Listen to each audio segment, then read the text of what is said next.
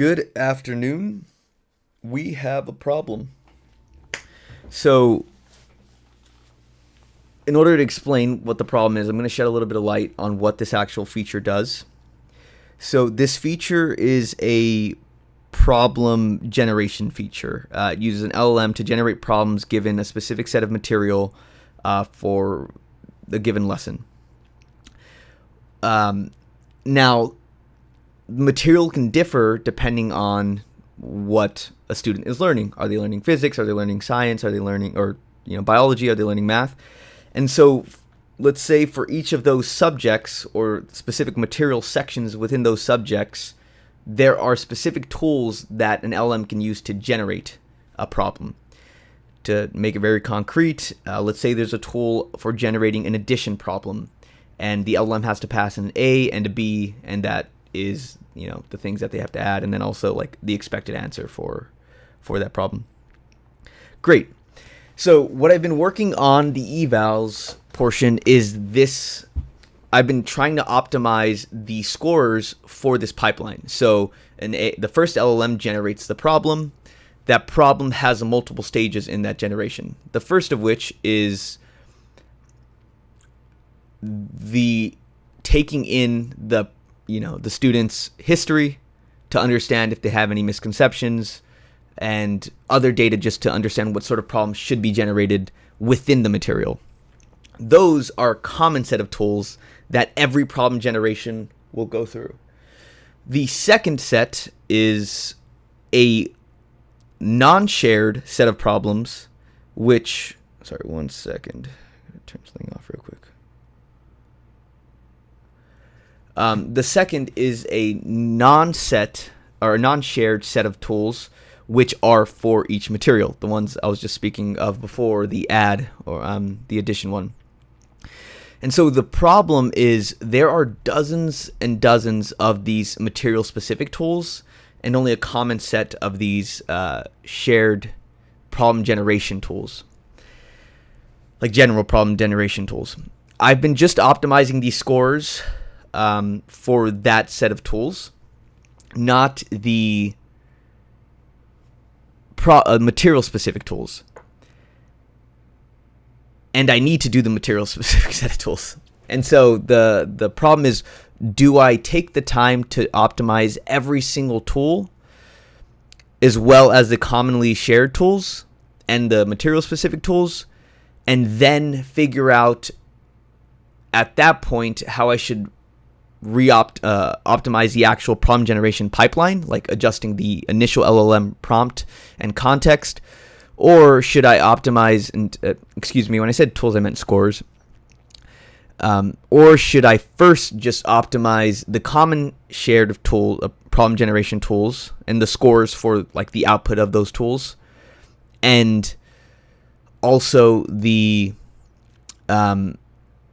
and then just rework the LLM generation pipeline, and then go through material by material tools and optimizing those scores. And the truth is I have to do both either way. It kind of doesn't matter. It's just which piece of glass do I want to eat first. And I'm pretty sure I want to eat the piece of glass that is reworking the initial pipeline and those scores to evaluate whether the initial problem generation, like the commonly shared tools, are working well. And I'll meet me in the middle. I'll actually just take 2 shards of both pieces of glass and eat them, because I will take a very small subset of the material-specific tools and optimize the scores for those. That way I can have an end-to-end pipeline of like a golden problem generation dataset that I can then rework. And maybe I can honestly set an LLM to go and do all that rework for me and just iterate on it, because I have a golden problem generation pipeline done. All right, so that's what I'm going to do, and let's do it. Evals are fun, aren't they? All right, so this is where we're at. I actually decided that I don't need a score for each tool, for each of the different sets of material, as long as I make a really high quality shared scorer that takes as input the tool for that is used to generate each set of material. Now, I still will need to optimize those tools very likely so that the problem generation is of high quality, but that's the problem generation pipeline, not the scores. So that's optimizing the actual problem generation initial AI, not the AI that's judging the output and those generated problems. Like I said yesterday, kind of callback, or maybe 2 days ago, life's too short to look at JSON, so and the YAML files.